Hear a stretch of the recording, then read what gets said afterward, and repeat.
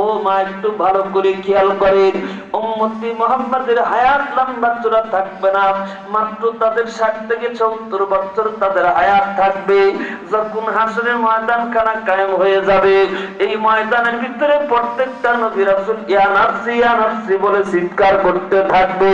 কিন্তু ওই ময়দানের ভিতরে নবী মুহাম্মদুর রাসূলুল্লাহ সাল্লাল্লাহু আলাইহি ওয়াসাল্লাম মাত্র 60-70 বছর উম্মতি বলিয়া পয়গম্বর ওই ময়দানের ভিতরে কাঁদতে থাকবে।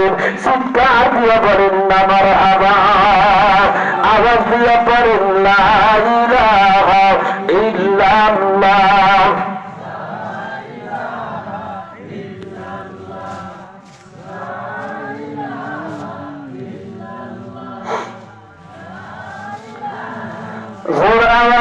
লা ইলাহা ইল্লাল্লাহ, লা ইলাহা ইল্লাল্লাহ।